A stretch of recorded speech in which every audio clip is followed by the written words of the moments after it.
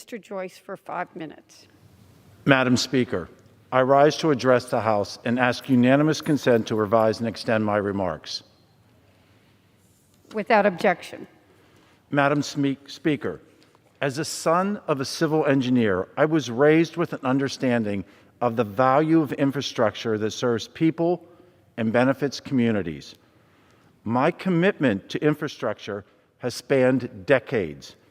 As a young man, I put shovel to the road for the construction of highways and bridges. And now, today, I advocate for infrastructure improvements in Congress. As we know all too well in rural Pennsylvania, infrastructure has real-life consequences for communities. At its core, improving roads, bridges, and other key infrastructure should be a common-sense, bipartisan priority. Failing infrastructure does not discriminate. A broken bridge can harm Democrats just as it can harm Republicans. Unfortunately, the so-called infrastructure reform put forth by President Biden fails to take seriously the challenges that we are currently facing in Pennsylvania and around the entire country. In the rural district that I represent, we know the importance of true infrastructure. We need to make our roadways and bridges safer. We need to improve our transportation systems, and we desperately need to deploy reliable internet to those lacking access to broadband. This is what true infrastructure is. But unfortunately, that's not the Biden plan. Let's look at the facts. In President Biden's infrastructure plan, less than 6% would go to roads and bridges. Less than 2% would go to waterways, locks, dams, ports, and airports. And less than 5%, unfortunately, would go to broadband.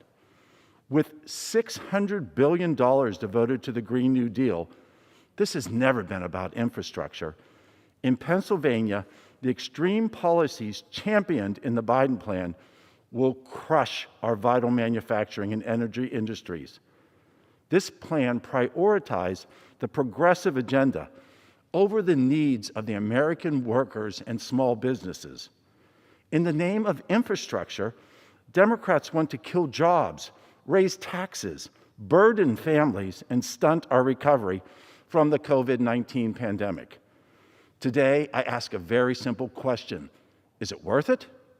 As we seek to define infrastructure and consider improvements to our nation's fundamental infrastructure needs, I urge all of my colleagues to dispense with the political games. We need roads. We need bridges. We need reliable internet. We do not need the Green New Deal. Stop calling this infrastructure. Stop hiding progressive policies in Trojan horses. Stop trying to trick the American people.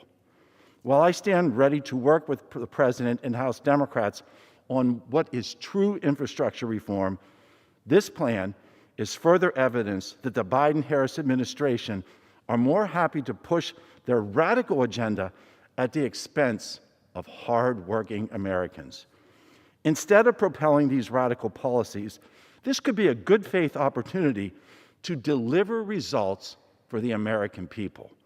If we work together, we can get this job done. From deploying rural broadband to sustaining our basic roads, we must bridge this divide. Thank you, Madam Speaker, and I yield.